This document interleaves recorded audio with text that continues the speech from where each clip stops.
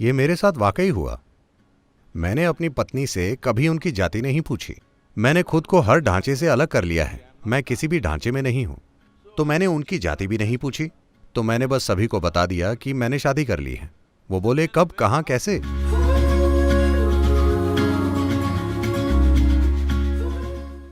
हमें लगता है कि आजकल माता पिता कई पहलुओं में अपने बच्चों के लिए खुले विचार रखते हैं। हालांकि जब इंटरकास्ट मैरिज की बात आए तो लोग आज भी पुराने ख्यालों के हैं और वे एक ऐसी लकीर खींच देते हैं जिसे बच्चे पार नहीं कर पाते। क्या ऐसा सिर्फ समाज के डर की वजह से है? जैसा कि कहा जाता है, सबसे बड़ा रोग क्या कहेंगे लोग। तो युवा होने के नाते हम माता पिता को मनाने के लिए क्या कर सकते हैं ताकि उन्हें इस सामाजिक डर से बाहर ला पाएं? देखिए, डर शायद सिर्फ इस बारे में ना हो कि कोई क्या कहेगा। हमें जाति व्यवस्था को समझना होगा कि वो है क्या। इससे पहले कि मैं ये कहूं, मैं चाहता हूं कि आप ये समझें कि मैंने कभी किसी से ये नहीं पूछा कि आपकी जाति क्या है, क्योंकि ये बात कभी मेरे मन में आती ही नहीं है। तो मैं इंटरकास्ट मैरिज के खिलाफ हूं, क्योंकि अब कोई ये एक लाइन लेकर मुझे मुसीबत में डाल देगा।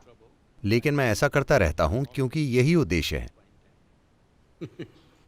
मैं इंटरकास्ट मैरिज के खिलाफ हूं क्योंकि सबसे पहले आप खुद को एक जाति का मानते ही क्यों हैं और फिर दूसरी जाति से जुड़ना चाहते हैं।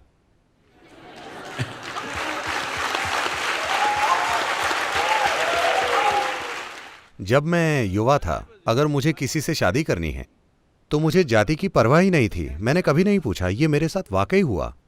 मैंने अपनी पत्नी से कभी नहीं पूछा कि उनकी जाति क्या है। मैं बस एक दिन घर आया और पिताजी से बोला, मैं इस लड़की से शादी कर रहा हूं।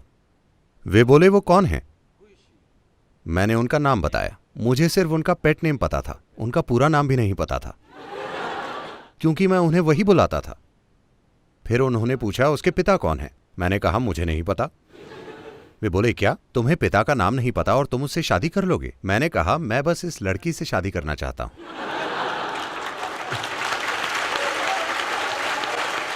मुझे उनके पिता से शादी नहीं करनी, ना ही उनकी संपत्ति से, ना खानदान से। मैं बस लड़की से शादी करना चाहता हूं।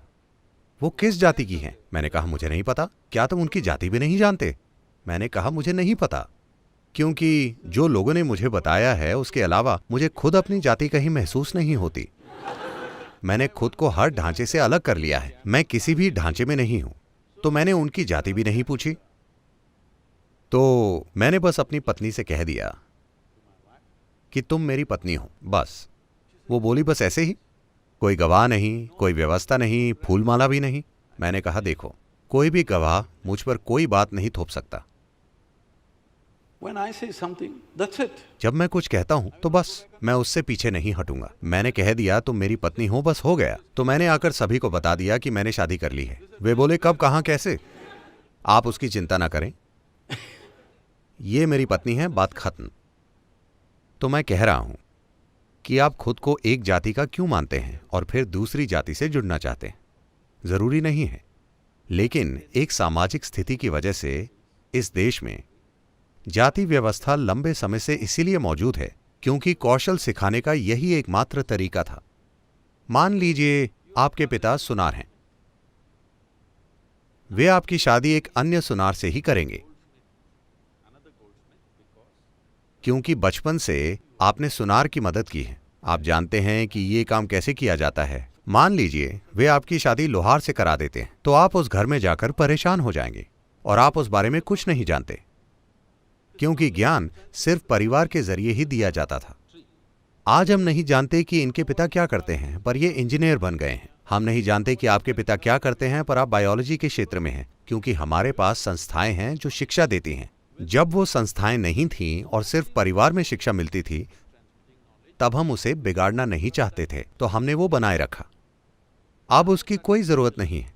जाति व्यवस्था के एक हिस्से का अब कोई मतलब नहीं है। लोगों के जाति से जुड़े रहने का एक और कारण यह है कि देश में कोई सामाजिक सुरक्षा नहीं है। अगर कल आपके जीवन में कुछ गलत हो जाए, आपने किसी अजनबी लड़के से शादी कर ली और आपके जीवन में कुछ गलत हो गया, आप बीमार हो गए, वो बीमार हो गया, दुर्घटना हो गई, कुछ हो गया, अब आप सिर्फ अपनी जाति वालों से मदद मांग सकते हैं।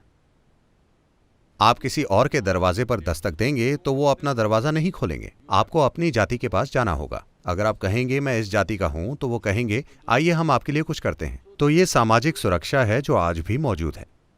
शहरी इलाकों में शायद इससे फर्क नहीं पड़े क्योंकि आपके पास इंश्योरेंस वगैरह है, लेकिन गांव में अगर आप अपनी जाति से पूरी तरह से अलग हो जाएं तो आप बिल्कुल खुद पर निर्भर होंगे। अगर कुछ गलत हो तो कोई आपकी मदद नहीं करेगा। तो ये सामाजिक सुरक्षा का सिस्टम है। इसकी चिंता मत कीजिए कि इंटरकास्ट मैरिज से जाति खत्म हो जाएंगी। अगर आप एक उचित सार्वजनिक सामाजिक सुरक्षा सिस्टम बनाएं तो जातियां स्वाभाविक रूप से गायब हो जाएंगी। किसी को उन्हें मिटाना नहीं पड़ेगा, वो बस गायब हो जाएंगी।